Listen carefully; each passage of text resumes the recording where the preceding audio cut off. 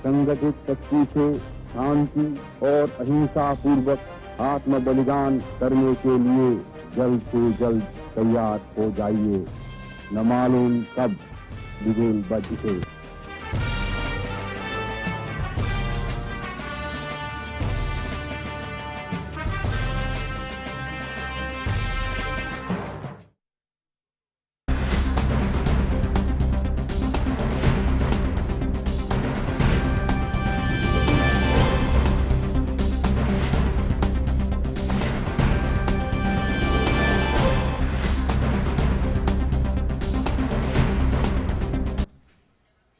नमस्कार, DD news पर वक्त तो चला है मिड डे प्राइम का। तो स्वागत करते हैं आपका मिड डे प्राइम में। आपके साथ मैं हूं ममता चोपड़ा।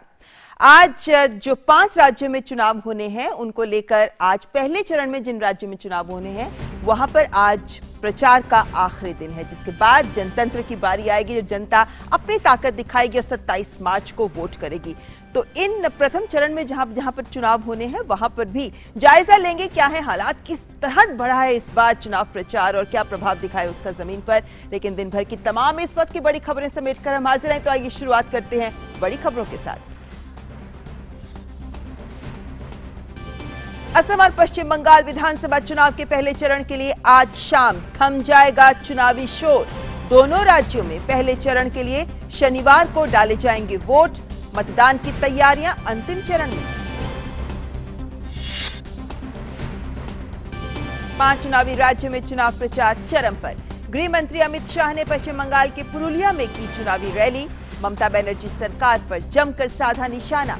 उधर तमिलनाडु में मुख्यमंत्री और एआईएडीएमके नेता के पलानीस्वामी ने मदुरई में किया रोड शो।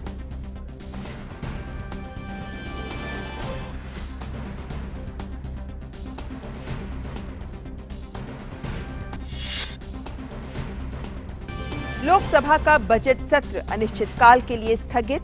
सत्र के दौरान जमकर हुआ कामकाज। निचले सदन में कुल 18 बिल हुए पारित। सरकार प्रदूषण से निपटने के लिए उठा रही है कई प्रभावी कदम। केंद्रीय मंत्री नितिन गडकरी ने लोकसभा में कहा, वैकल्पिक ईंधन पर दिया जा रहा है जोर। दिल्ली मुंबई के बीच 1300 किलोमीटर लंबे ई-हाईवे बनाने पर हो रहा है विचार। परिचालन लागत में आएगी 70% की कमी।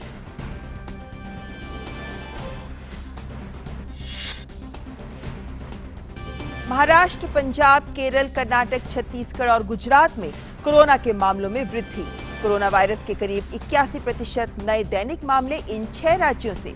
उधर टीकाकरण अभियान देश में पूरी रफ्तार से जारी। अब तक 5 करोड़ 31 लाख से अधिक लोगों को दी गई वैक्सीन की खुराक। 24 घंटों में 23 लाख से अधिक को लगाया गया टीका।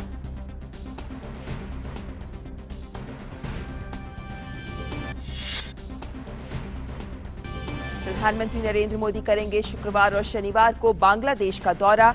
भारत और बांग्लादेश के बीच राजनयिक संबंधों की स्थापना के 50 वर्ष पूरे होने पर हो रहा है ये दौरा।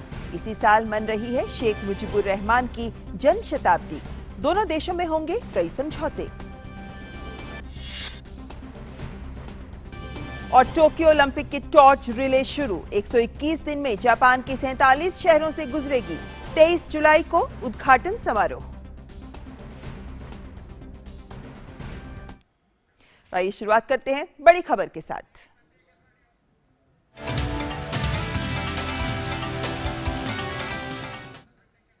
और बड़ी खबर में बात चुनावों की। असम में विधानसभा चुनाव के पहले चरण के लिए प्रचार अभियान आज शाम समाप्त हो जाएगा। इस चरण में 27 मार्च को 47 सीटों पर मतदान होगा। 81 लाख मतदाता 269 उम्मीदवारों के भाग्य का फैसला करेंगे। सभी राजनीतिक दल मतदाताओं को आकर्षित करने का अंतिम प्रयास कर रहे हैं।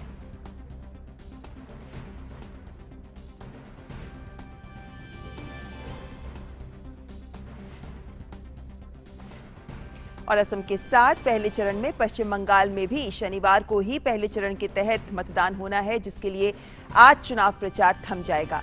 पश्चिम बंगाल में पहले चरण की 30 सीटों के लिए 191 उम्मीदवार चुनावी मैदान में हैं। पश्चिम बंगाल में 8 चरणों में मतदान होना है।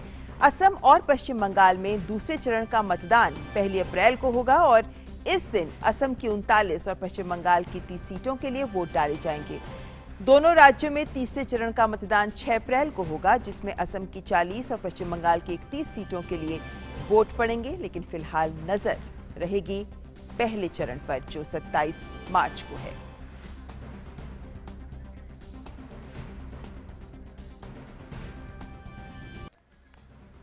तो 5 राज्यों में चुनाव होना है, जिसके लिए पहले चरण का मतदान होना है 27 मार्च को। और असम और पश्चिम बंगाल, इन 2 राज्यों में पहले चरण में चुनाव होना है, मतदान होना है, जिसके लिए तैयारियां पुख्ता की गई हैं। और इस बार जो 80 साल से ज्यादा बुजुर्ग वोटर हैं और साथ ही जो दिव्यांगजन हैं, उनके लिए भी इस बार खास इंतजाम किए गए हैं, जो पोस्टल बैलेट के जरिए अपना वोट दे पा रहे हैं।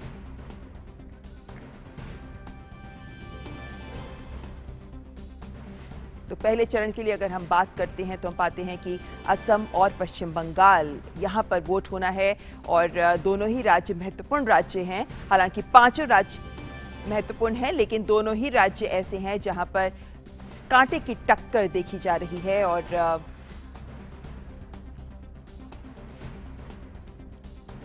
ऐसे में देखना होगा कि इस बार वोटर कितनी ताकत दिखाता है अपना। 27 मार्च को जब असम और पश्चिम बंगाल में पहले चरण का मतदान होगा। और हम जानते हैं कि इस बार धुआंधार चुनाव प्रचार सभी दलों के द्वारा किया गया है।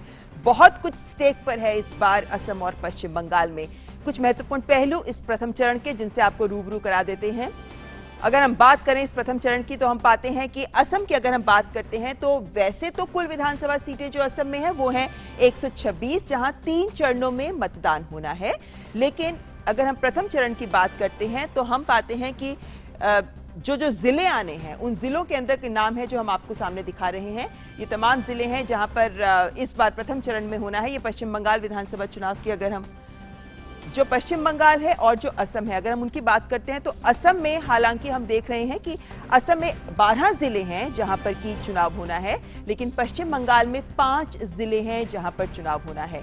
और इन जिलों की अगर हम बात करते हैं तो ये वो जिले हैं जो इस अलग अलग क्षेत्र, अगर हम असम की बात करते हैं तो ऊपरी असम है जहां पर की ये मतदान होना है। और अगर हम इन जिलों से की बात करते हैं तो असम और पश्चिम बंगाल, अगर असम में बात करें तो ऊपरी असम और मध्य असम है जहां पर की मतदान इस बार प्रथम चरण में होना है। लेकिन अगर हम पश्चिम बंगाल की बात करते हैं, हम देखते हैं कि निचले पश्चिम बंगाल में निचला पश्चिम बंगाल है जहां पर की इस बार 5 जिले हैं जहां मतदान होना है। लेकिन फिलहाल आइए जो चुनाव प्रचार धुआंधार इस बार किया गया है उसी के बारे में बात करते हैं। गुवाहाटी से हमारे संवाददाता राजेश राज हमारे साथ जुड़ गए हैं। राजेश, असम की अगर हम बात करते हैं तो हम पाते हैं कि जो प्रथम चरण का मतदान हुआ था, जो प्रथम चरण में चुनाव हुए थे पिछली बार, उनमें जो 47 सीटें जहां पर कि इस बार मतदान होना है प्रथम चरण में, इन 47 सीटों में से बीजेपी के खाते में गई थी 27 सीटें। तो जाहिर है कि बहुत कुछ एट स्टेक रहेगा बीजेपी के लिए। लेकिन चुनाव प्रचार किस तरह का हुआ था इस बार, क्योंकि कांटे की टक्कर तो कही जा रही है, लेकिन काफी दिग्गज नेता हैं जो इस बार प्रचार में भी उतरे। तरीके से धुआंधार प्रचार अभियान जो है दोनों तरफ से, चाहे वो भारतीय जनता पार्टी की तरफ से हो चाहे वो कांग्रेस की तरफ से हो, दोनों तरफ से धुआंधार प्रचार जो है वो असम में हुआ है।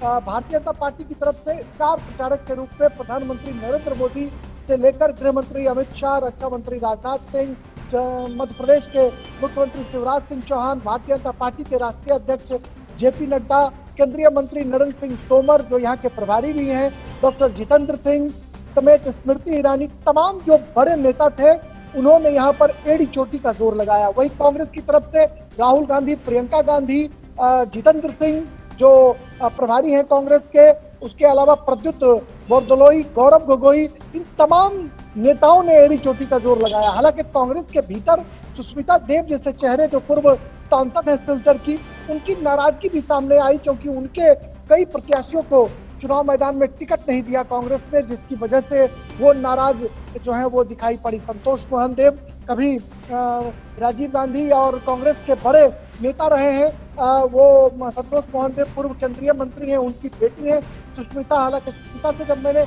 इंटरव्यू किया था तो उन्होंने कहा कि नाराजगी या इस्तीफे की कोई बात नहीं है, लेकिन पार्टी में इंटरनल डेमोक्रेसी को मजबूत करने के लिए वो आवाज उठाती रहेंगी। वहीं बदरुद्दीन अजमल के सवाल पर भी कांग्रेस का धरा जो है वो साफ तौर पर 2 गुट में बटा हुआ है। तो कहीं ना कहीं कांग्रेस के भीतर बदरुद्दीन अजमल के सवाल पर थोड़ी नाराजगी की खबर लगातार आ रही है, लेकिन दोनों दलों के साथ आने के बाद कहीं न कहीं वो कांग्रेस थोड़ा अपने को सेफ ज्यादा महसूस कर रही है।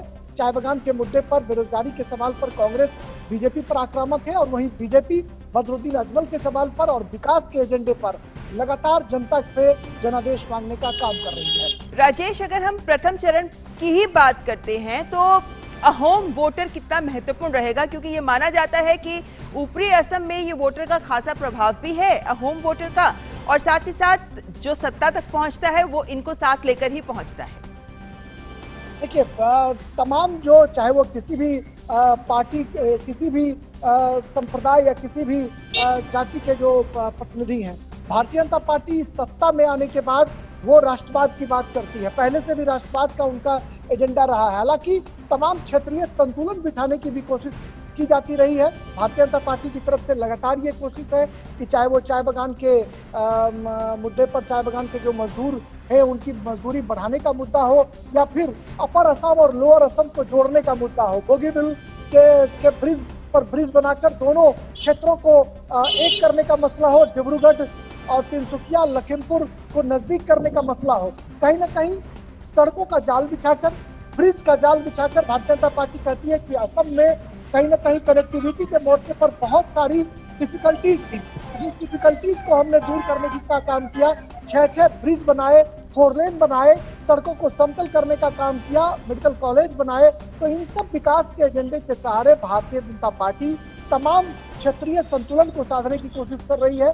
तमाम जो धर्म और संप्रदाय के लोग हैं उनका वोट लेने की कोशिश कर रही है। वहीं कांग्रेस जो है, कांग्रेस बदरुद्दीन अजमल के साथ गठजोड़ करके एक नए समीकरण का सूत्रपात करने की कोशिश कर रही है। देखना होगा कि जनता किस गठजोड़ को अपना जनादेश देती है, ये आने वाला वक्त बताएगा।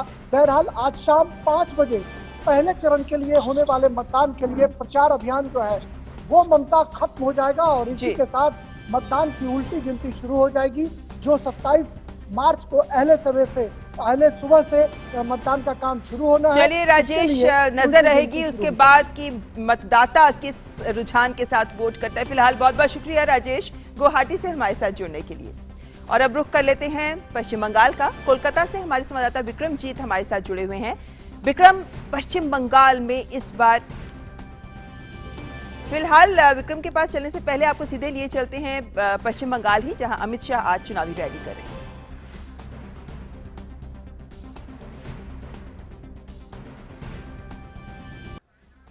और 5 चुनावी राज्यों में जब हम जानते हैं कि प्रचार चरम पर पहुंचा हुआ है, तो सभी दलों के स्टार प्रचारकों ने चुनाव प्रचार में अपनी पूरी ताकत तो झोंकी दी है। और केंद्रीय गृह मंत्री और वरिष्ठ भाजपा नेता अमित शाह ने भी आज पश्चिम बंगाल के पुरुलिया में चुनावी रैली की।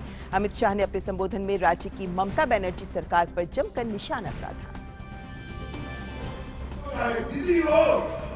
तृणमूल कांग्रेस हो, रोजगारी नहीं दे सकते। मैं आपको कहना चाहता हूं कि रोजगारी अगर यहाँ के युवा को चाहिए तो मोदी जी के नेतृत्व में एनडीए की सरकार बनाइए। आज के प्रत्याशी को आपका आशीर्वाद दीजिए। और उत्तर प्रदेश के मुख्यमंत्री योगी आदित्यनाथ ने पश्चिम बंगाल के सागर में एक चुनावी रैली को संबोधित करते हुए ममता सरकार पर जमकर हमला बोला। उन्होंने कहा कि बंगाल कभी भारत का समृद्ध और औद्योगिक राज्य माना जाता था, लेकिन पहले कांग्रेस और फिर कम्युनिस्टों और आज टीएमसी ने बंगाल के उद्योगों को नष्ट कर यहाँ नौजवानों को बेरोजगार कर दिया। आज बंगाल में उद्योग नहीं, टीएमसी के भ्रष्टाचार का उद्योग फल फूल रहा है।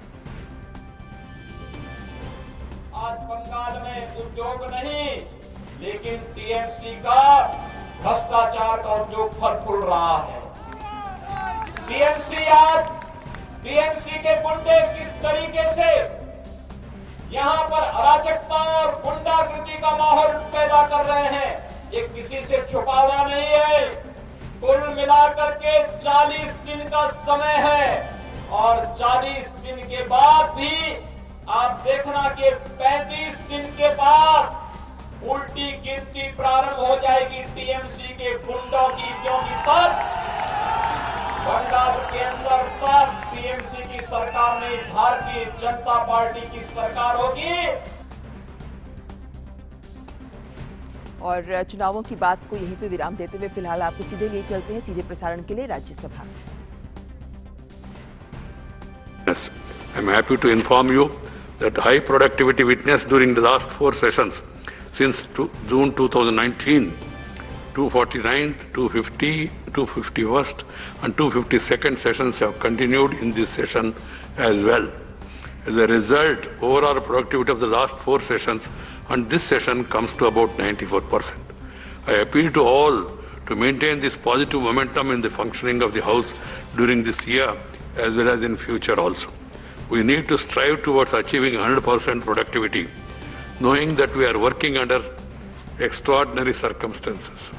Honorable members, I am happy to note that this August House saw a passionate and quality debate and discussions on the motion of thanks to the President's address and the Union Budget 2021-22. The discussion on motion of thanks and the President's address took place on 4 days with a duration of 15 hours and 37 minutes, with 50 members taking part in it.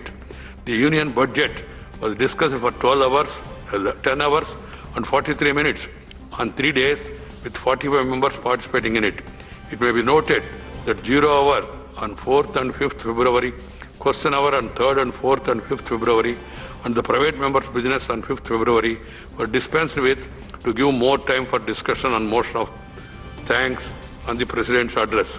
Honorable members, as regards this legislative output, this House has passed 19 bills, including consideration and return of the appropriation bill and the finance bill. 34 hours and 4 minutes time has been spent on the discussion of the government bills, which comes about 42% of the total functioning of the time of this House spent on legislative business. As many as 199 members participated in the discussion on the bills. Some of the important bills you are all aware: Kashmir Reorganization Amendment Bill, Arbitration Conciliation Amendment Bill, Major Ports Amendment Bill, Medical Termination of Pregnancy Bill, National Commission for Allied and Healthcare Promotion Bill, National Institute of Food and Technology, Entrepreneurship and Management Bill, the Insurance Amendment Bill, the Mines and Minerals Amendment Bill, the Constitution Scheduled Caste Amendment Bill, the Government of National Capital Territory of Delhi Amendment Bill, and the National Bank for Financing Infrastructure and Development Bill 2021, etc.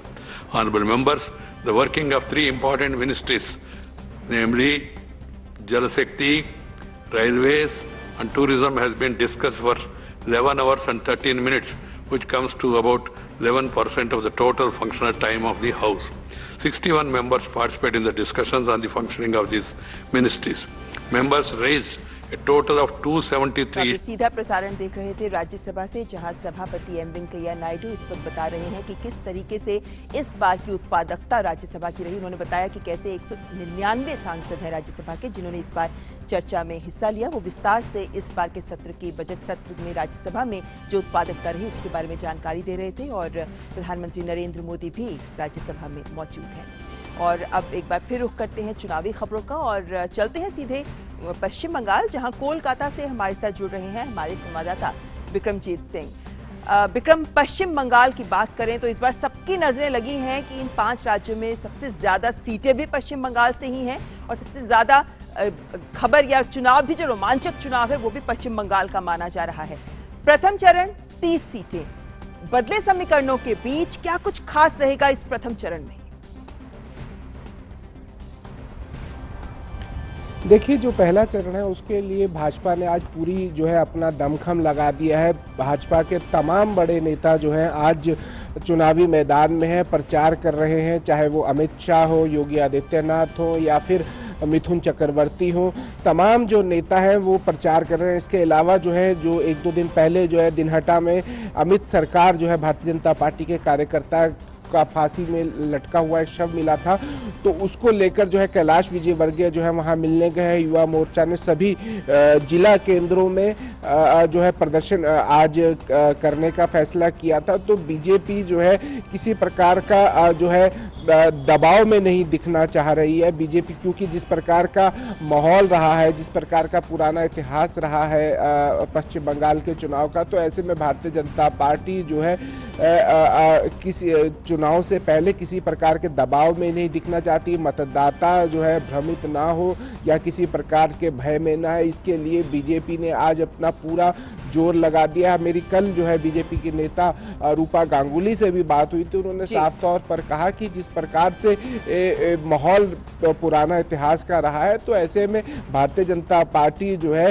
वो किसी भी प्रकार के बलिदान करने से चूकेगी नहीं और मतदान जो है वो पूरा भय मुक्त होगा। तो उसके लिए उन्होंने कहा कि इसके लिए उन्होंने चुनाव आयोग की भी उन्होंने बात करी थी कि किस प्रकार से चुनाव आयोग लगातार जो है पैरामिलिट्री फोर्सेस उपलब्ध करा रहा है, क्योंकि ये जो पूरा इलाका है जहां पहले चरण में 30 सीटों पे मतदान होना है, तो ये इसमें जो तृणमूल कांग्रेस है अधिकतर सीटें जीत कर आई थी। तो ऐसे में बीजेपी इन अधिकतर सीटों पे किस प्रकार से सेंधमारी कर सकती है, किस प्रकार से जो है पहले चरण में बढ़त ले सकती है, उसके लिए तमाम जो है हथकंडे जो है, चाहे वो तृणमूल कांग्रेस हो या फिर भारतीय जनता पार्टी हो, तमाम दोनों ही पार्टियां जो है हमने देखा है कि इस बार किस तरीके से जबरदस्त चुनाव प्रचार किया गया है। जी बिल्कुल विक्रम, और ऐसे में अब नजर रहेगी कि 27 मार्च को जब मतदान होता है तो जनता का, वोटर का क्या रुख रहता है। फिलहाल बहुत बहुत शुक्रिया हमारे साथ कोलकाता से जुड़ने के लिए। और अब बात ताजा खबर की।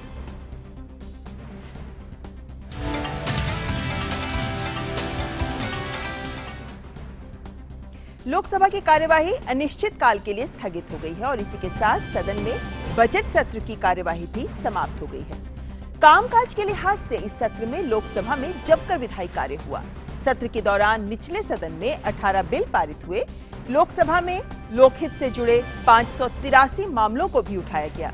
सत्र के दौरान कुल 3,591 पेपर सदन के पटल पर रखे गए। सत्र के दौरान लोकसभा की उत्पादकता 114% रही।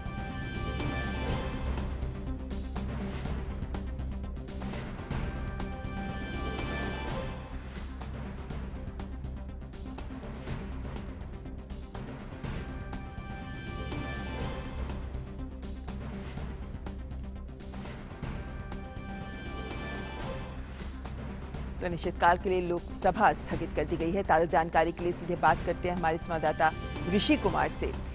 ऋषि, हम लगातार देख रहे हैं कि सत्र दर सत्र किस तरीके से उत्पादकता बेहतर होती है, बेहतर फ्लोर मैनेजमेंट की जाती है सरकार के द्वारा और ये उत्पादकता के रूप में सामने आती है। इस बार भी यही देखा गया। लोकसभा में 114% विधायी कामकाज हुआ।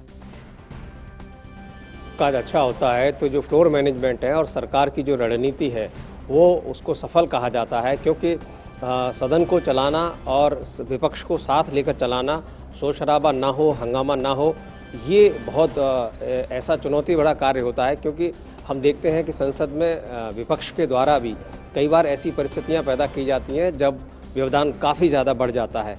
लेकिन अगर ये कामकाज अगर 100% से अधिक है, 114% है, तो ये बात बताता है कि कैसे लोकसभा अध्यक्ष के नेतृत्व में लोकसभा ने काम किया है। इस पूरे सत्र के दौरान अगर हम देखें तो करीब 18 बिल भी पारित हुए, जो एक अपने आप में इतने कम समय में, ख़ास तौर से ऐसे समय में जबकि बजट सत्र के दौरान मुख्यतः जो कामकाज का जो लेखा जोखा है वो बजट से संबंधित जो कामकाज है उसकी ओर झुका रहता है। ये बिल पास होना बेहद उत्साहवर्धक है और सरकार की रणनीति की सफलता बताता है। वहीं अगर हम राज्यसभा की बात करें तो राज्यसभा में भी कामकाज अगर हम देखें तो चूँकि खबरें वहाँ से है कि अभी सैनिटाइज राज्यसभा भी हो गई है और वहाँ जो कामकाज है, चूँकि पहले सप्ताह हमने देखा था व्यवधान काफ़ी रहा था, इस बजट सत्र के दूसरे भाग के पहले सप्ताह में कामकाज प्रभावित होने की वजह से अगर पूरे सत्र को देखें, बजट सत्र को, तो करीब 90% कामकाज वहाँ पर रहा। और अगर इस दूसरे भाग को देखें तो 85% और अगर पहले भाग को देखें बजट के तो 99% कामकाज राज्यसभा में रहा। तो कुल मिलाकर जो स्थितियां हैं वो यही रही कि दोनों ही सदनों में जो कामकाज है पिछले 2 सप्ताह में बेहद सुचारू रूप से चला और कई महत्वपूर्ण बिल भी पारित हुए। जी बिल्कुल ऋषि, तो ये मान सकते हैं कि इस बार के बजट सत्र में अहम विधायी कामकाज हो सका है और ये दिखाता है कि किस तरीके से सांसदों ने भी चर्चा में हिस्सा लिया और जिस सोच के साथ ये सत्र का आयोजन किया जाता है उस लक्ष्य को भी हासिल कर पाई है सरकार। बहुत बहुत शुक्रिया ऋषि हमारे साथ संसद से जुड़ने के लिए। और अब नजर डालते हैं कुछ अन्य राष्ट्रीय खबरों पर।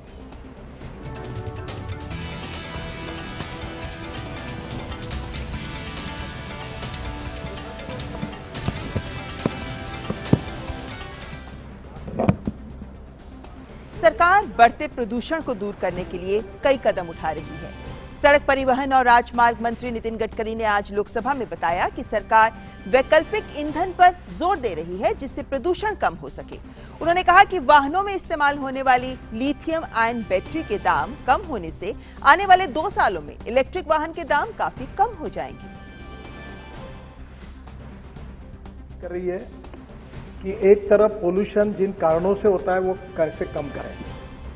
जैसे हमारे तरफ से एक पॉजिटिव प्रयास हम लगातार कर रहे हैं कि पेट्रोल डीजल के बजाय ethanol, methanol, biodiesel, bio CNG, electric और हाइड्रोजन फ्यूल सेल इस पर काम करें। मुझे बताते हुए खुशी हो रही है कि अब 81% लिथियम आयन बैटरी देश में बन रही है और 2 साल के अंदर हमारी इलेक्ट्रिक बाइक, इलेक्ट्रिक 4 व्हीलर और डीजल की बस, इसकी कीमत इक्विवेलेंट टू इलेक्ट्रिक के समान दोनों एक होगी, इतना रेट कम हो जाएगा। और साथ ही नितिन गडकरी ने कहा कि सरकार डीजल बसों को सीएनजी में कन्वर्ट कराने पर भी सहानुभूतिपूर्वक विचार करेगी। डीजल की बसें अगर वो सीएनजी पर कन्वर्ट करते हैं तो निश्चित रूप से पोल्यूशन काफी कम हो सकता है। उसके बारे में सरकार सहानुभूति से सोचेगी और वो बस फिर कुछ दिन तक चल सकेगी। और परिवहन मंत्री ने आज लोकसभा में यह भी बताया कि सरकार दिल्ली और मुंबई के बीच 1300 किलोमीटर लंबे ई हाईवे को बनाने पर भी काम कर रही है, जिससे परिचालन की लागत में 70% की कमी आएगी। दिल्ली से मुंबई ये 1300 किलोमीटर हाईवे को हम ई हाईवे बनाने की कोशिश कर रहे हैं और इसके ऊपर जो ट्रक और बसेस होगी वो 120 किलोमीटर के स्पीड से इलेक्ट्रिक पर चलेगी और रेलवे का जैसा इलेक्ट्रिक के ऊपर जो सिस्टम होती है वही होगी। सीमेंस कंपनी ने इसकी टेक्नोलॉजी करके जर्मनी में रोड बनाया। कल उन्होंने मुझे पूरा प्रेजेंटेशन दिया, बातचीत हुई और इसमें उस प्रकार के ट्रक और बसेस करने से हमारी लॉजिस्टिक कॉस्ट 70% कम हो जाएगी। और अब बात प्रधानमंत्री के बांग्लादेश दौरे की। भारत और बांग्लादेश के संबंधों को नए आयाम मिलेंगे जब प्रधानमंत्री नरेंद्र मोदी कल यानी 26 और 27 मार्च को बांग्लादेश का दौरा करेंगे। कई मायनों में ऐतिहासिक होगी ये यात्रा। आपको बताते हैं कि क्या कुछ खास रहेगा प्रधानमंत्री के इस दौरे में। सराबोर होगा, दोस्ती का ये रंग और गाढ़ा और पक्का होगा, तो साथ ही संबंधों में नई ऊर्जा और नई रफ्तार भी दिखेगी। भारत और बांग्लादेश के बीच राजनयिक संबंधों की स्थापना के 50 वर्ष पूरे होने पर भारत और बांग्लादेश की दोस्ती के एक और स्वर्णिम अध्याय की शुरुआत हो रही है। बांग्लादेश के प्रधानमंत्री शेख हसीना के निमंत्रण पर प्रधानमंत्री नरेंद्र मोदी 26 और 27 मार्च को बांग्लादेश का दौरा करेंगे। प्रधानमंत्री का बांग्लादेश दौरा कोविड महामारी के संकट के बाद किसी विदेशी राष्ट्र का पहला दौरा होगा। इस दौरान प्रधानमंत्री 26 मार्च को बांग्लादेश के राष्ट्रीय दिवस कार्यक्रम में मुख्य अतिथि के रूप में भी शामिल होंगे। Bangladesh is celebrating the 50th anniversary of its liberation war. India had lent its full support to this noble cause in which Indian soldiers also sacrificed their lives. Both countries are commemorating 50 years of the establishment of diplomatic ties this year. India, as you're aware, was one of the first countries to recognize Bangladesh in 1971, 6th of December 1971 to be precise. This is also the year of commemoration of the 100th birth anniversary of Sheikh Mujibur Rahman, the father of the Bangladesh nation, being celebrated throughout Bangladesh as Mujib Borsho. PM Modi के कार्यक्रम में प्रधानमंत्री शेख हसीना के साथ द्विपक्षीय वार्ता के अलावा बांग्लादेश के राष्ट्रपति मोहम्मद अब्दुल हामिद, बांग्लादेश के विदेश मंत्री डॉक्टर ए.के. अब्दुल मोमेन के साथ मुलाकात भी शामिल है। प्रधानमंत्री के दौरे में दोनों देशों के बीच कई समझौतों पर हस्ताक्षर भी होंगे। विदेश सचिव हर्षवर्धन श्रृंगला के मुताबिक जिन क्षेत्रों में हस्ताक्षर होंगे उनमें व्यापार, सांस्कृतिक सहयोग, स्वास्थ्य, रेलवे और नए क्षेत्रों में सहयोग अहम है। दोनों देशों में हाल के दौर में संबंध काफी बेहतरीन रहे हैं और विदेश सचिव ने इसे संबंधों का स्वर्ण युग करार दिया। The relationship with Bangladesh has attained historic heights in strong political and people-to-people ties. This has facilitated a partnership marked by conversations and discussions in candor, friendship and comfort.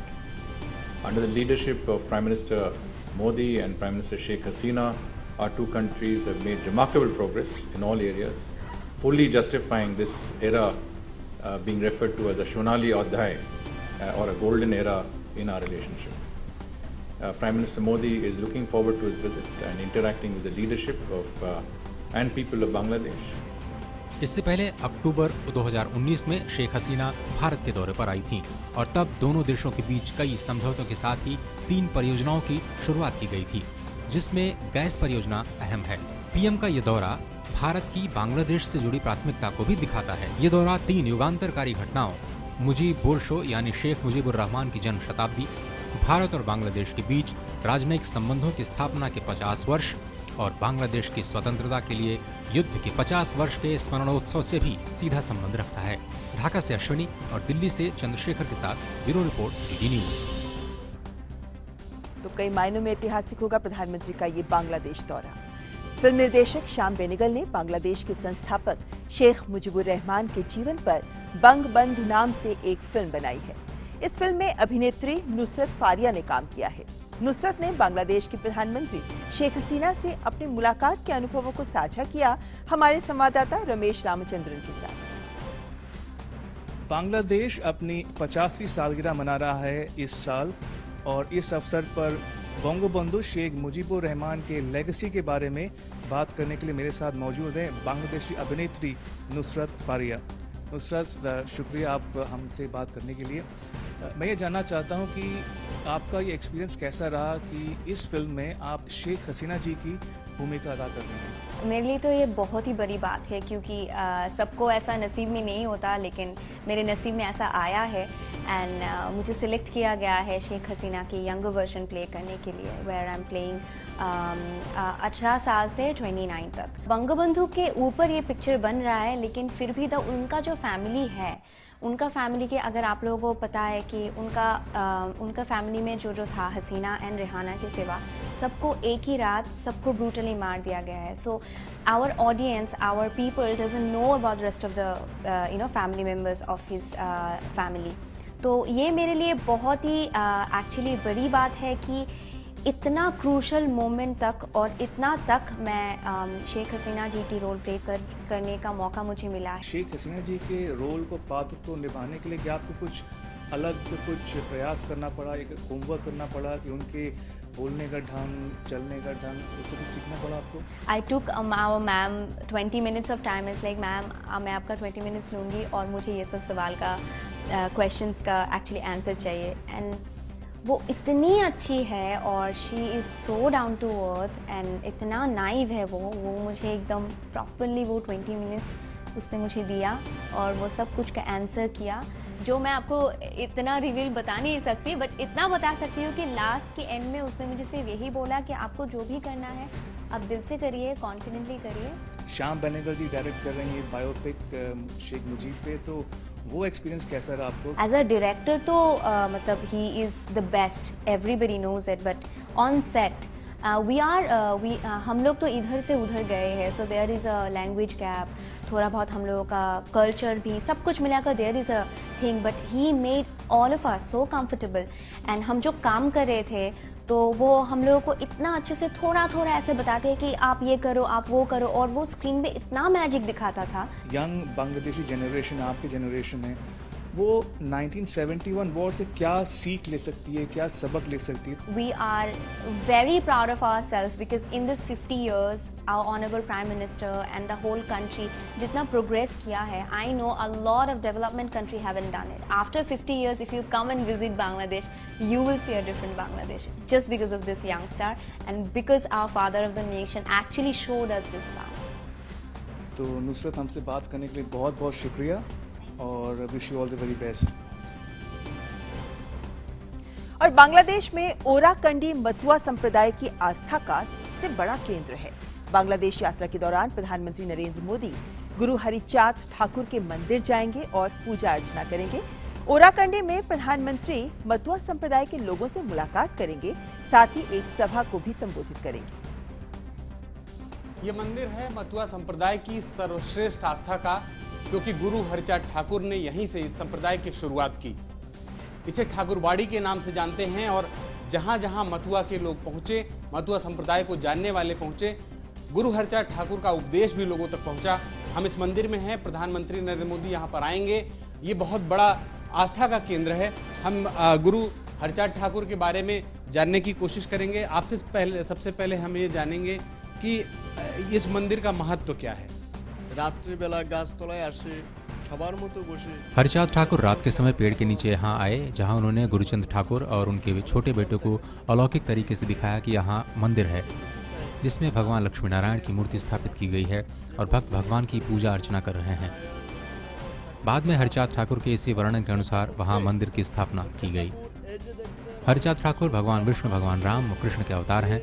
हरचांद Thakur हरिनाम का प्रचार करने आए थे और हरिनाम के प्रचार का उद्देश्य मानवता के बीच सद्भावना का भाव पैदा करना था। जैसा कि सभी धर्मों का संदेश है, सभी संप्रदायों का संदेश है, यही मतुआ संप्रदाय का संदेश है कि सभी का सम्मान करो, शांति रखो, अहिंसा का पालन करो और इससे भी ज्यादा हरि नाम का उच्चारण करते रहो। कैमरामैन राजेश रिकी के साथ अजय विक्रम सिंह, डीडी न्यूज।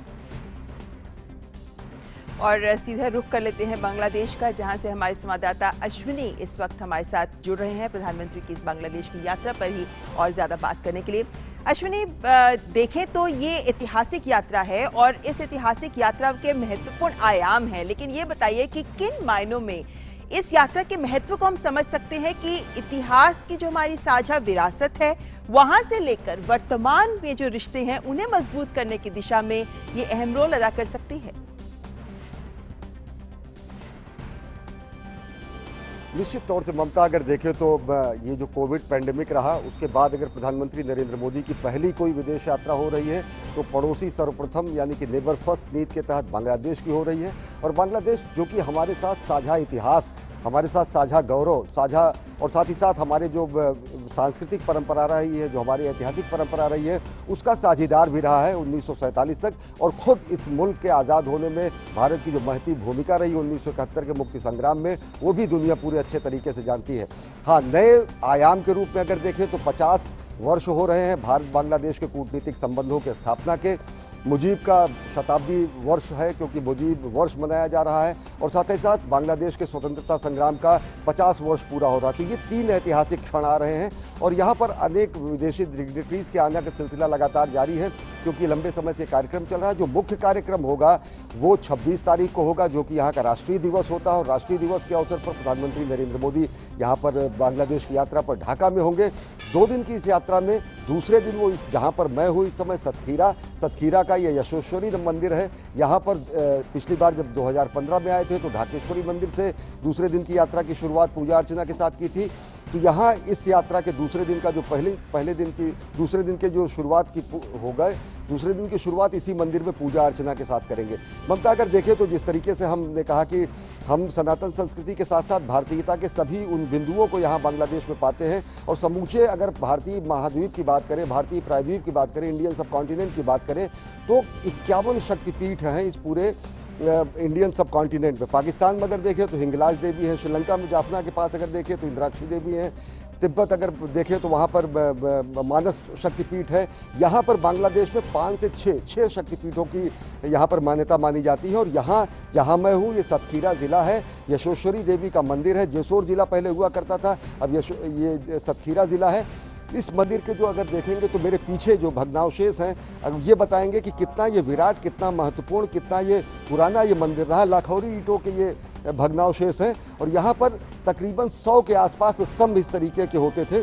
मंदिर का जो मूल ढांचा है वो तो पूरी तरीके से सुरक्षित है, वो हम कल दिखाएंगे आपको कि मंदिर प्रांगण में ही हम हैं। लेकिन उसके अलावा जो भग्नावशेष है वो ये बताते हैं कि गौरवशाली इतिहास और परंपरा इस मंदिर की रही है, लोगों की आस्था का केंद्र रहा है और अनेक समय के झंझावातों को झेलते हुए भी आज ये मंदिर अगाध आस्था का केंद्र है। और सबसे बड़ी बात ये कि हिंदू मुस्लिम सांप्रदायिक सौहार्द का भी केंद्र है और लंबे समय तक इस मंदिर में अभी भी यहाँ पूजा अर्चना होती है। और ऐसे 5 और शक्तिपीठ हैं। तो प्रधानमंत्री नरेंद्र मोदी अपनी यात्रा के दूसरे दिन की शुरुआत इसी मंदिर में विधिवत पूजा अर्चना के साथ करेंगे और उसके बाद वो ओराकांडी और तुंगीपाड़ा अन्य क्षेत्रों पर जाएंगे जो कि अन्य यहाँ के अश्विनी, यानी हम ये मान सकते हैं कि सांस्कृतिक और धार्मिक रंगों के साथ जी है ये यात्रा, जिसमें कूटनीति तो जाहिर है महत्वपूर्ण है ही, लेकिन इस कूटनीति की अगर हम बात करते हैं तो ऐसी कौन सी मौजूदा चुनौतियां हैं जिन पर इस दौरे के दौरान खास गौर करेंगे दोनों देश, क्योंकि कई अहम समझौते भी होने हैं। जी, बेहद अहम समझौते होने की उम्मीद है। कई समझौता पत्रों पर भी हस्ताक्षर होने की उम्मीद है। MOU साइन होंगे।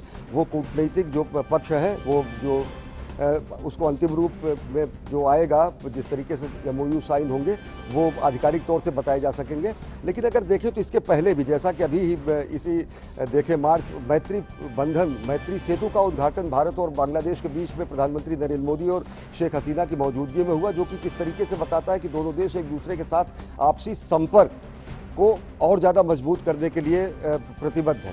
इसके पहले अगर देखें चाहे वो रोड कनेक्टिविटी हो, चाहे वो यहाँ से जो इनलैंड वाटरवेज हैं उनकी कनेक्टिविटी हो, या फिर ट्रेन की कनेक्टिविटी हो, इन सब अनेक अहम क्षेत्रों में संपर्क सबसे ज़्यादा दोनों देशों के बीच, क्योंकि भारत जो है वो तकरीबन 4097 किलोमीटर की अपनी जो सीमा है वो साझा करता है बांग्लादेश के साथ, जो कि अन्य हमारे जो पड़ोसी मुल्क हैं उनसे सबसे ज़्यादा हम सीमा अगर साझा करते हैं तो बांग्लादेश से साझा करते हैं। उसके अलावा तकरीबन हम 54 नदियों को आपस में साझा करते हैं, जो कि सबसे बड़ा जल संसाधन का मुद्दा है।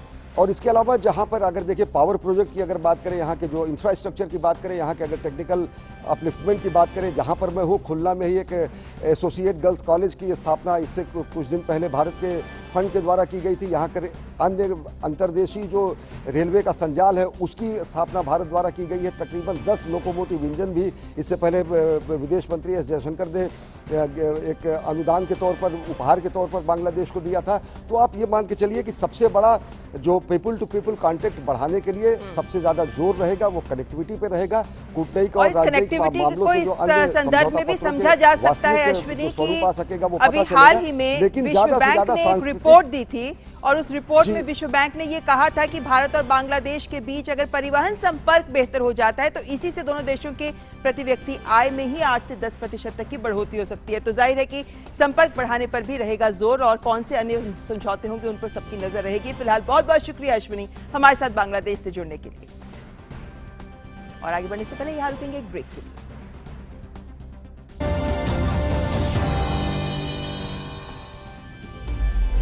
Mankind's first luxury, chocolate. Today, we unleash its dark side.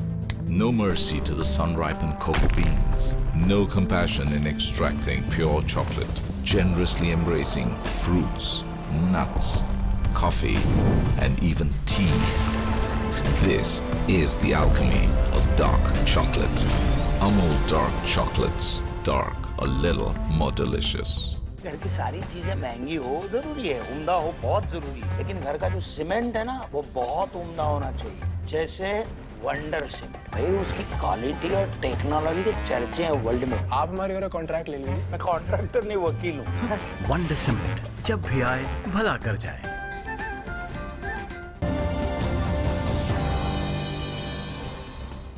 और ब्रेक के बाद रुक करते हैं कुछ अन्य खबरों का। साबरमती के संत ने पूरी दुनिया को अहिंसा को राजनीतिक हथियार के रूप में इस्तेमाल करना सिखाया। दांडी मार्च उस राजनीतिक प्रयोग का अहम पड़ाव भी थी जिसमें गांधी जी ने यात्रा के दौरान हर सोमवार को मौन व्रत रखा, जो आगे चलकर एक अभिनव प्रयोग साबित हुआ। दांडी यात्रा के दौरान हर सोमवार महात्मा गांधी मौन व्रत रखते थे। रविवार यानी 23 मार्च को समनी पहुंचकर गांधी जी ने 24 मार्च को मौन व्रत रखा। इतिहासकार मानते हैं कि आंदोलन, भीड़ या कहें कि जनता की आवाज सुनने वाले महात्मा गांधी एक दिन का मौन व्रत रख अपनी ताकत और अंतरात्मा की आवाज को सुनने की कोशिश करते थे। गांधी जी के पास तो अनेक लोग आते थे जाते थे, तो उन्होंने ऐसा सोचा कि इससे हर दिन बोलने से शक्ति खत्म होती है, उनको आराम भी नहीं मिलता है, और जो मौन रखे तो उनकी आध्यात्मिक शक्ति भी बढ़ती है। मौन व्रत के बीच भी लोगों के दर्द को सुनने वाले गांधी विशेष परिस्थितियों में लिखकर जवाब देते थे। इतिहासकार यहाँ तक कहते हैं कि सार्वजनिक जीवन गुजारने वाले व्यक्ति का मौन भी किसी राजनीतिक हथियार से कमतर नहीं होता। दांडी यात्रा के दौरान गांधी आमोद से आगे निकलकर देर शाम तक समनी पहुंचे और समनी में उन्होंने 23 मार्च को रात गुजारा और 24 मार्च को भी समनी में ही रुके और वहां एक दिन का मौन व्रत रखा। इस मौन व्रत के पीछे की सच्चाई को इतिहासकार बताते हैं कि इस मौन व्रत में गांधी अपने अंतर्मुखी और अंतरात्मा में झांकने की कोशिश करते थे, इसलिए जरूरी पड़ने पर वो कागज पर लिखकर जवाब दिया करते थे। कैमरामैन कुलदीप शर्मा के साथ धीरज कुमार, डीडी न्यूज, भरूच। और अब आपको लिए चलते हैं कश्मीर, जहां का मशहूर ट्यूलिप गार्डन आज से खुल गया है। इसे एशिया का सबसे बड़ा ट्यूलिप गार्डन भी कहा जाता है। गार्डन में 64 से अधिक किस्मों के 15 लाख से अधिक फूलों का दीदार किया जा सकता है। प्रधानमंत्री नरेंद्र मोदी ने ट्वीट कर लोगों से अपील की है कि उन्हें जब भी मौका मिले वो जम्मू कश्मीर की यात्रा कर ये गार्डन जरूर घूमें। करीब 1 साल बाद ये आम लोगों के लिए खुला है। 3 अप्रैल से यहाँ ट्यूलिप फेस्टिवल का आयोजन किया जाएगा। कोरोना वायरस संक्रमण को देखते हुए इसे बीते साल बंद कर दिया गया था।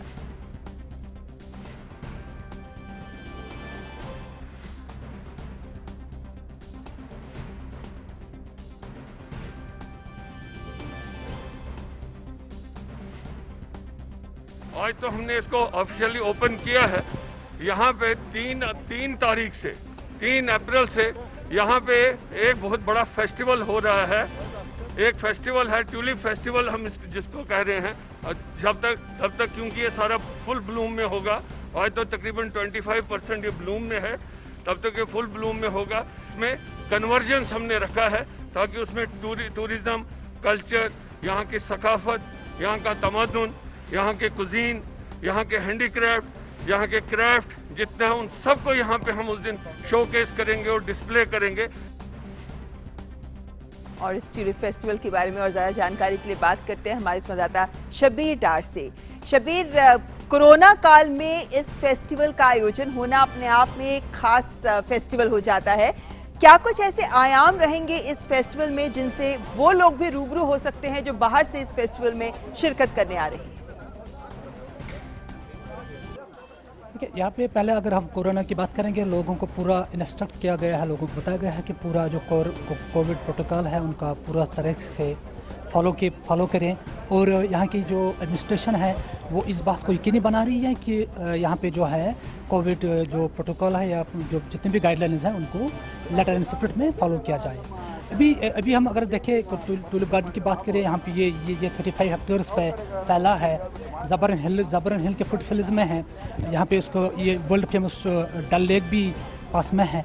तो ये एक बड़ी अट्रैक्शन, एक आइकॉनिक स्पॉट है टूरिज्म के रिलेटेड। और इसके खुलने से कश्मीर का जो है टूरिज्म सीज़न का शुरुआत होती है इससे खुलने के से। और आज जो हम देखेंगे, आज के पहले दिन जो हुई है, जब से मॉर्निंग से ये खुला है, लोगों का तांता बंधा रहा है। और यहाँ पे जो टूरिज्म और इसके फ्लोरिकल्चर के जो यहाँ पे अधिकारी है वो ये बता रहे हैं कि पहले ही दिन में इतना फुटफॉल एक अनप्रेसिडेंटेड है। ये इसलिए है कि प्राइम मिनिस्टर की जो एक मैसेज रही है लोगों को, जो एक ट्वीट करके उन्होंने एक मैसेज दिया है आम जनता को कि वो यहाँ पे आए। यहाँ पे जितने भी टूरिस्ट लोग कश्मीर में इस वक्त है, सब लोग इस वक्त यहाँ पे आए हैं या आ रहे हैं। तो उसी वजह से यहाँ पे जो है टूरिज्म को एक बड़ा एक बूस्ट मिल रहा है। जो 1.5 साल तक बंद रहा है, इस बार ये जो है कि टूरिज्म को एक फिलिप मिलेगा। जी शब्बीर, जैसा आपने बताया कि किन मायनों में ये ट्यूलिप फेस्टिवल लोगों के लिए खास रहेगा। ट्यूलिप जो गार्डन है वो भी आज खुला है और लोगों का तांता हम देख ही रहे हैं। लेकिन शब्बीर, हम ये देख रहे हैं लगातार कि प्रशासन तमाम ऐसे कदम उठा रहा है जिससे स्थानीय लोगों को सहायता हो सके। ऐसे में ये फेस्टिवल और ट्यूलिप गार्डन का खुलना यहाँ के स्थानीय लोगों के लिए क्या मायने रखता है? देखिए, यहाँ के जो कॉमन लोग हैं, यहाँ के जो आम लोग हैं, उनके लिए ये खुलना ये है कि एक तो यहाँ का टूरिज्म जो है, टूरिज्म पे काफ़ी सारे लोग डिपेंडेंट है। टूरिज्म एक इकोनॉमी का हमारे एक मेन जुज है। तो यहाँ पे जो है अगर ये जो टूरिज्म खिल जाए, टूरिज्म बढ़ जाए, तो आम लोगों को जाहिर सी बात है उनको भी इससे काफ़ी फ़ायदा मिल रहा है, इकोनॉमी को फ़ायदा मिल रहा है। यहाँ पे जो काफ़ी 1.5 साल से जो पूरा बंद रहा है कोविड की मद्देनज़र में, तो उसकी वजह से नॉट ओनली दिस, यहाँ पे 3 तारीख से एक टूलिप फेस्टिवल स्टार्ट हो रहा है, जो यहाँ के आज के lieutenant governor Bashir Khan, advisor to lieutenant governor ने बोला है कि वो एक not only that will not showcase यहाँ का टूलिप ही, बल्कि एक मल्टीकल्चरल, जो मल्टी डायमेंशनल एक इवेंट होगा, जिसमें यहाँ के क्यूजीन, यहाँ के कल्चर, यहाँ के हैंडीक्राफ्ट सब एक कॉन्फ्लुएंस होगा उस चीज़ का, एक सारा उस चीज़ में यहाँ पे शोकेस होगा। उसका मतलब उसका मकसद यही है कि यहाँ के जो टूरिज्म है, जिसको पिछले 1.5 साल से या 2 साल से खासतौर पर एक दशका लगा था, उसको प्रमोट करना। यानी शब्बीर, ये मान सकते हैं कि कश्मीर की खूबसूरत फिजाओं में इन फूलों की खूबसूरती के साथ इस फेस्टिवल का आनंद उठा सकते हैं तमाम लोग। बहुत बहुत शुक्रिया शब्बीर, हमारे साथ कश्मीर से जुड़ने के लिए। और अब बात उन खबरों की जो दुनिया भर में सुर्खियां बटोर रही हैं।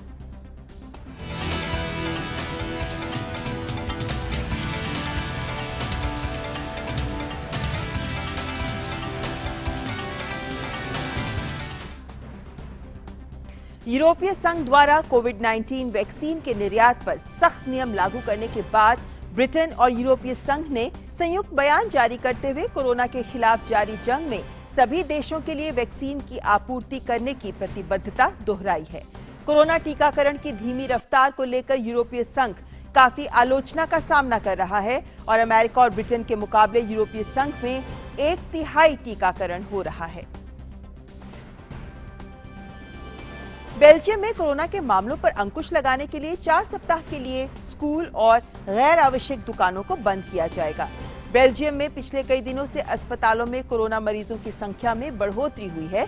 बेल्जियम के प्रधानमंत्री ने कहा है कि समय पर कठोर नियम लागू किए जाते तो कोरोना पर काबू पाया जा सकता था, लेकिन अभी भी हम एकजुटता के साथ कोरोना की तीसरी लहर पर जल्द ही काबू पा सकते हैं। और अब रुख कर लेते हैं खेल जगत की खबरों का।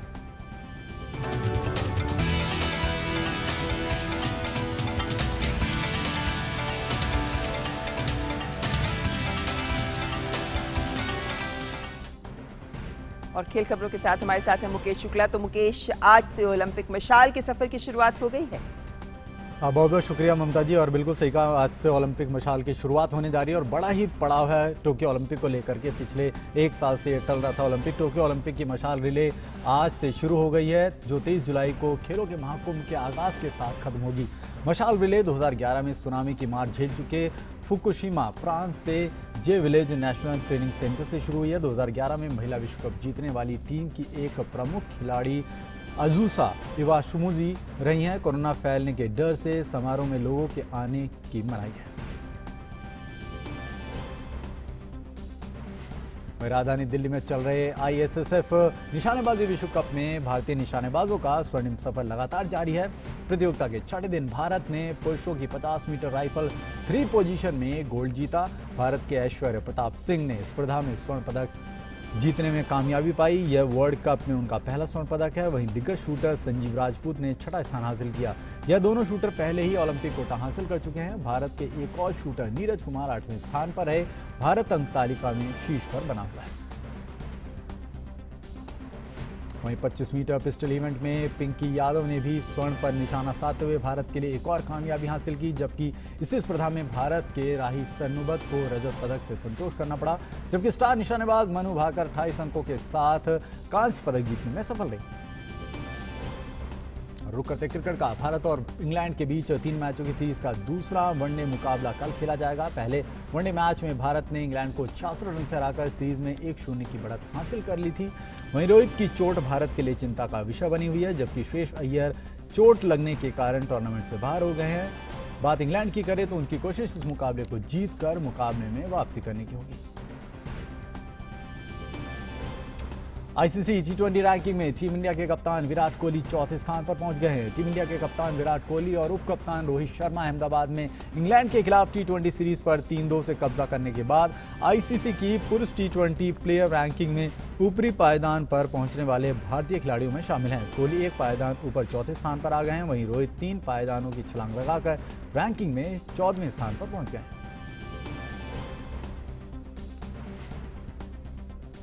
वहीं बुधवार से फीफा विश्व कप 2022 क्वालिफायर्स की शुरुआत हो गई है। पहले ही दिन एक बड़ा उलटफेर देखने को मिला। नीदरलैंड्स को यूरोपियन क्वालिफाइंग के ग्रुप जी में तुर्की के हाथों अप्रत्याशित हार का सामना करना पड़ा। तुर्की ने 2010 के उपविजेता नीदरलैंड्स को 4-2 से हराने में सफलता पाई। तुर्की के लिए बुराक यिल्मेज ने हैट्रिक लगाकर टीम की जीत में सबसे बड़ी भूमिका निभाई। एक गोल हाकान ने 46वें मिनट में किया। डच टीम के लिए डेवी क्लासन और डे जांग ने गोल किए। वहीं गत विजेता फ्रांस को ग्रुप डी में यूक्रेन के खिलाफ ड्रॉ से संतोष करना पड़ा। फ्रांस ने शानदार शुरुआत करते हुए 19वें मिनट में ब्रिस्बेन के गोल की मदद से 1-0 की बढ़त हासिल कर ली। फ्रांस की ये बढ़त पहले हाफ तक बनी रही और दूसरे हाफ में फ्रांस के किम्बापे गलती से अपने ही गोल पोस्ट में गोल कर बैठे, जिसके कारण मुकाबला 1-1 से बराबर हो गया। इसके बाद मुकाबले में और कोई गोल नहीं हो सका। दोनों टीमों को 1-1 अंक से संतोष करना। ग्रुप ई में बेहतरीन फॉर्म में चल रही बेल्जियम ने वेल्स को 3-1 से हराकर अपने अभियान की शानदार शुरुआत की। मैच का पहला गोल वेल्स की तरफ से 10वें मिनट में विल्सन ने किया। एक गोल से पिछड़ने के बाद बेल्जियम ने जबरदस्त वापसी की और 22वें मिनट में कोविन डी ब्रायन ने गोल की मदद से मुकाबले को 1-1 से बराबर कर दिया। इसके बाद बेल्जियम ने पूरे मैच में अपने दबदबे को बरकरार रखा। 28वें मिनट में हॉर्गन हिजार्ड ने गोल करके टीम को 2-1 से आगे कर दिया। दूसरे हाफ में मिली पेनल्टी को गोल में बदलकर लुकाकू ने टीम को 3-1 से जीत दिलाई। वहीं ग्रुप ए के मुकाबले में पुर्तगाल ने अजरबैजान को 1-0 से हराकर जीत के साथ क्वालिफाइंग दौर का आगाज किया। हालांकि इस मुकाबले में दोनों टीमों के बीच शुरू से ही कड़ी टक्कर देखने को मिली। मैच के 37वें मिनट में अजरबैजान के मेदवेदेव ने गलती से ही अपने गोल पोस्ट में गेंद को डालकर पुर्तगाल को 1-0 से आगे कर दिया। इसके बाद मुकाबले में और कोई गोल नहीं हो सका और पुर्तगाल इस मुकाबले को जीतने में कामयाब रहा। तो खेल प्राइम की खबरों में इतना ही। आगे की खबरों के लिए सीधे चलते हैं ममता के पास। धन्यवाद मुकेश खेल प्राइम के लिए। और अब बारी हमारे अगले सेगमेंट लाइव प्राइम की।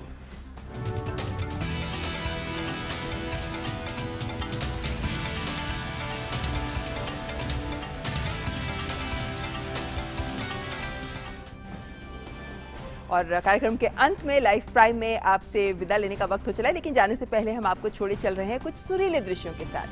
दरअसल वर्जीनिया में एंजेला लीमैन और मैट गोल्ड ने टीकाकरण स्थल पर स्वास्थ्य कर्मियों और वैक्सीन लेने वाले लोगों को अपने संगीत से मंत्रमुग्ध कर दिया। तो आप भी आनंद उठाइए इस संगीत का और हमें दीजिए इजाजत। नमस्कार।